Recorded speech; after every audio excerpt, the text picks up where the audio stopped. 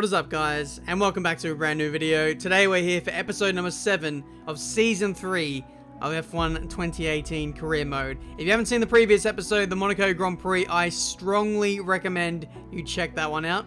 It's a big reason why we are so high up in the championship order right now. But here we are off to Canada. Hopefully we can continue this absolute snowball of momentum that we picked up after the last race, and now we can truly see where this car stands. Monaco has always been a little bit of an anomaly as to where, you know, you can finish in regards to your overall car performance. We're still the last car on the grid. If you haven't noticed, we did a ultimate upgrade to weight reduction, and that'll be coming on the car in a few races time. So no real improvements to be made as of yet, but we'll hopefully build up some resource points and continue the development towards engine power after this one. That was a bit of a hairy moment through the Wall of Champions, but it was just amazing how much speed I could carry through there. That was a legitimate lap. I'm running with strict corner cutting rules, and that was allowed on my practice qualifying run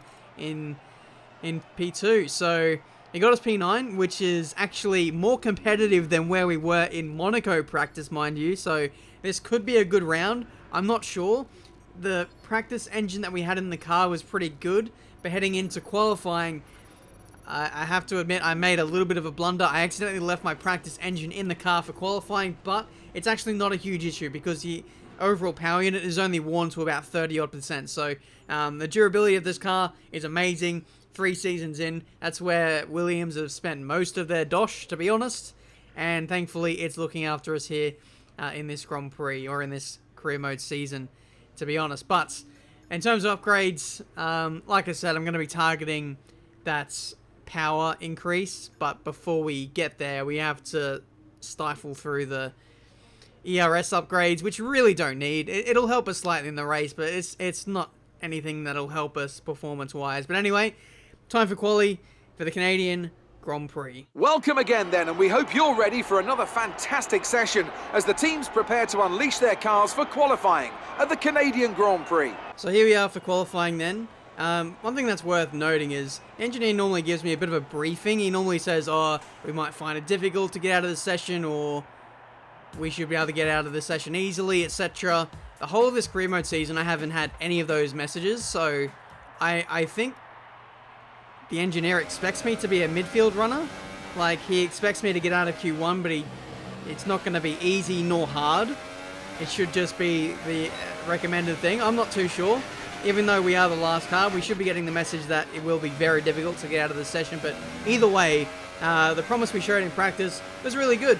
So I'm hoping we can have a good one here. P16 initially on our second lap. I can improve a little bit over the course of the lap, you know, just having to exploit the track limits a little bit more, and I think we could get into Q2. It's just a case of going out there, getting the lap time together, and hooking up a lap. We were purple to Sector 3, which was nice, 27.1. I actually lowered the front downforce for that run, and I'm actually going to put the downforce back up a little bit. It was on 1.6, now I'm going to move it back to 2.6 to hopefully get a bit more out of the high-speed corners, and hopefully that'll help us in qualifying. So here we are for the end of the lap. That is my phone alarm because my dinner is ready, but I'm going to commit to the cause here because YOLO. No time left in the session. This will be our last lap, so if we don't get a time in here, that is the end of our qualifying session. And to be honest, guys, I was actually considering ending the session here because, I don't know, that would be stupid, but I was considering it because we were pretty much out of tyres. This is our last set of Hypersoft tyres.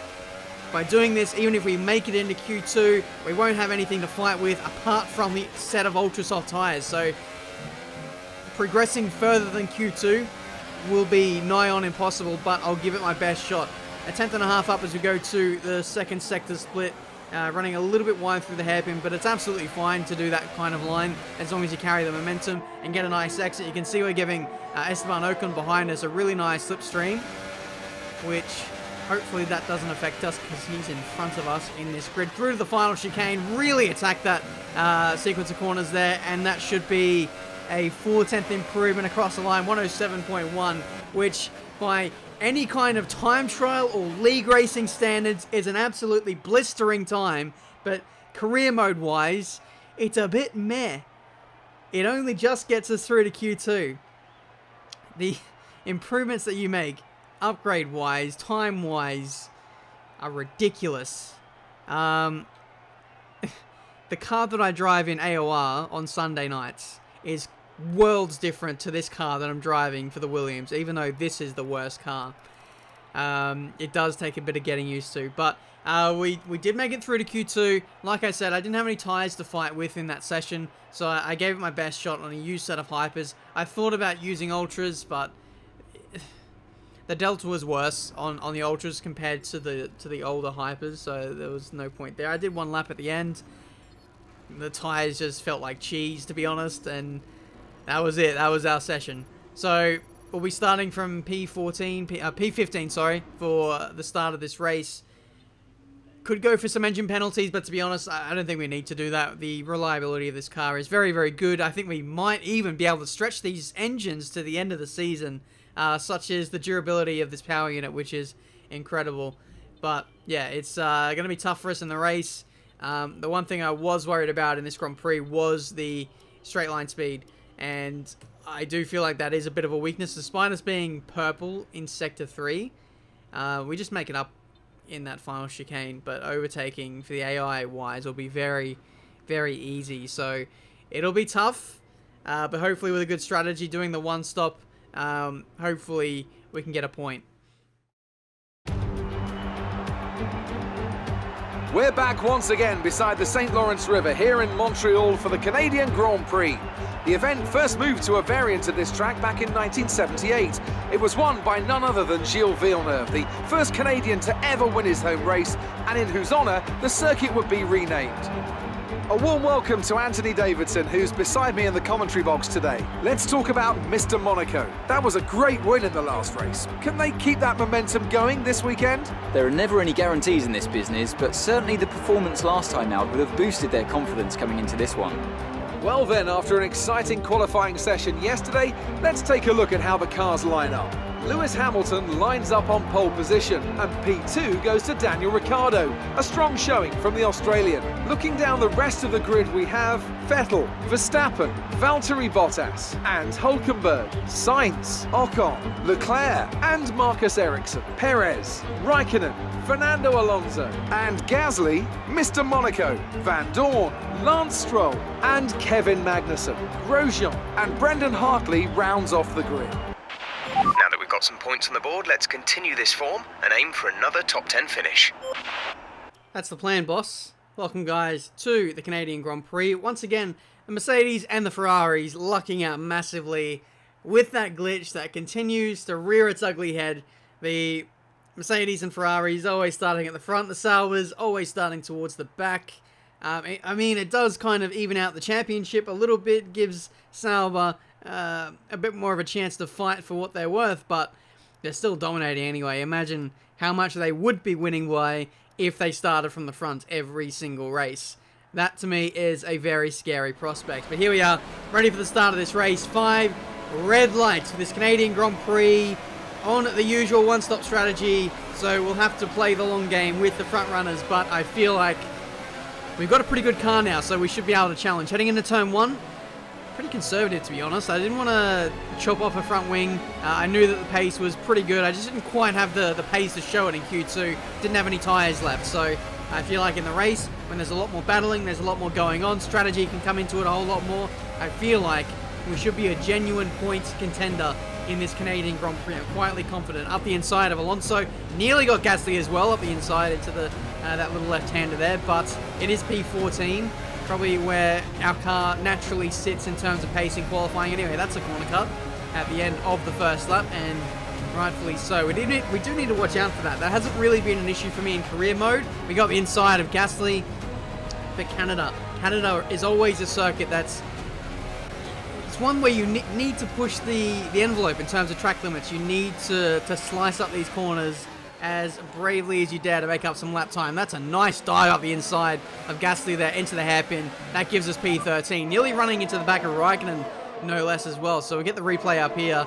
We had Alonso putting the pressure on us. I was just late under brakes and I was half anticipating maybe going up the inside, but I didn't fully expect them to be that slow, so that was a bit of a reactive move there to get the job done and a counter attack on Alonso to keep him behind. But we had to defend from Gasly there on that back straight immediately after overtaking him, so the Honda looking very, very fast in a straight line. There's a yellow flag behind us.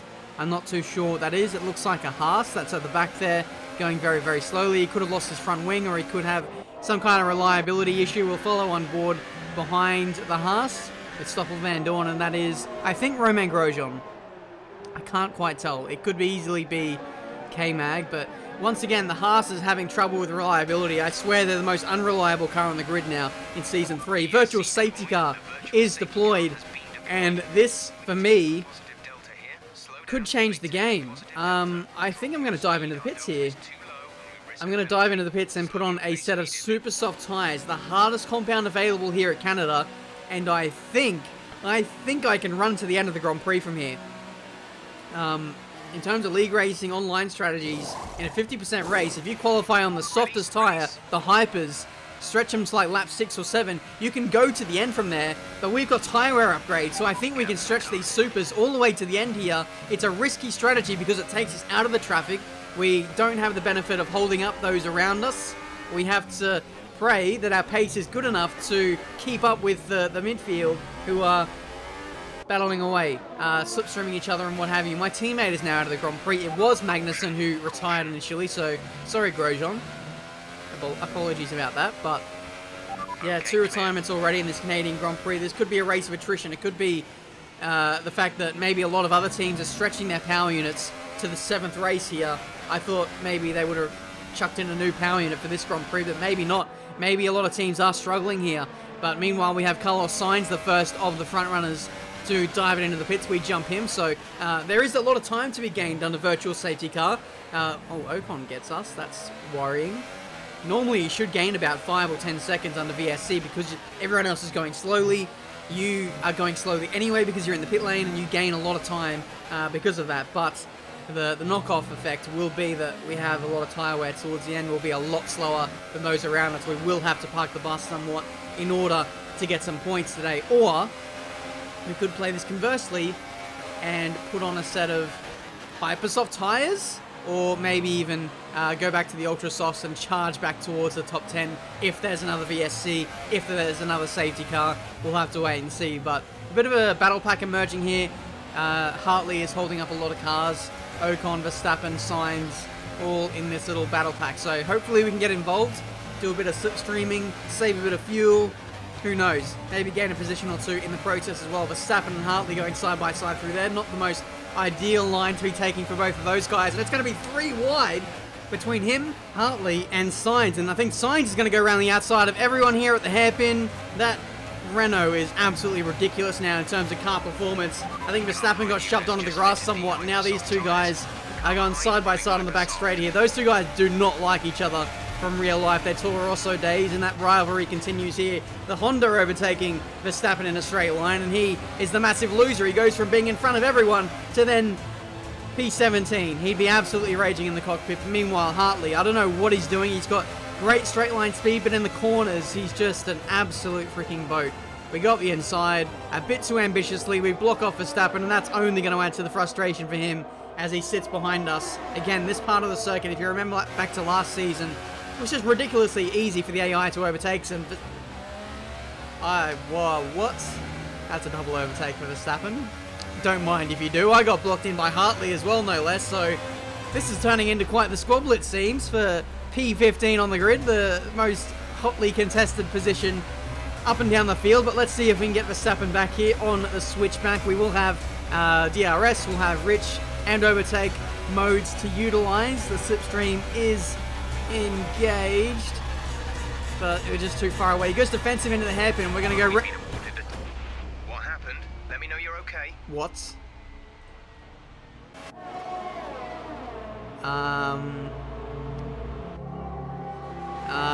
What's happened there? We tried to avoid / overtake Verstappen, and we've just put ourselves in the wall. What? He's really slow on the apex. I thought I had the traction or the grip to just go around the outside. The car just understeers straight into the wall of champions. And that's our race over. I am just as shocked as you guys that our race has ended in such not dramatic fashion, but it just ended so suddenly. That was it. Game over. But there you go. We have 2 Saubers on the podium. Lewis Hamilton splitting the 1-2. But man, what? I can't believe that race just ended like that. Snap of a finger. No points for Williams. It's a disastrous day, in all honesty. No points. Reliability issue for Stroll, and for me, that's just a huge repair bill for the team now after what was such a scintillating Grand Prix in Monaco. I can't believe that. Lose a place in the driver's standings. We don't move anywhere in the constructors, but still, that hurts. Good to see you're still in one piece. That was a heavy impact. The car's a mess, but it'll be ready for the next race. I mean, sure. The impact that this incident has is huge on the team. It would have been nice to get some points today. It would have been nice to carry some more momentum, keep the team morale nice and high. But the biggest thing we actually missed out on today was the resource points. We only got like 100 resource points for getting 11 laps, or whatever it was, into this Grand Prix. That's going to be the biggest killer for us. That's kind of stunted our momentum in terms of the development, which is a real shame. But we have to move on. We have to pick up the pieces, literally, off the barrier of the Wall of Champions and rebuild our car in time for the French Grand Prix next episode. In terms of upgrades, we could have done a major front downforce upgrade, but that's not the area of the car we need to work on. Straight line speed, it's costing us so much. I recognize this. I know there's so much. It's allowing AI cars to just storm onto the back of us and overtake us so easily. Will be much more of a threat to the points, to the top 10, to podiums maybe at the end of the season if we're really lucky, if we have a car that can just keep up in a straight line. If we have that, then the AI really have to do some serious dive bombs to overtake us, which is less likely to happen than just being overtaken on the straight. So that's where I'm at the moment. Unfortunate that I couldn't make it to the end. I honestly can't remember the last time I didn't finish a Grand Prix. Oh, actually, I do remember. It was Singapore, Season 1, when we got taken out by Van Dorn, who was lapped. Apart from that, I honestly can't remember the last time I, myself, crashed out. It's been that long. But there you go, guys. Apologies about the race. I'll make it up in the next one with hopefully some more points in the French Grand Prix.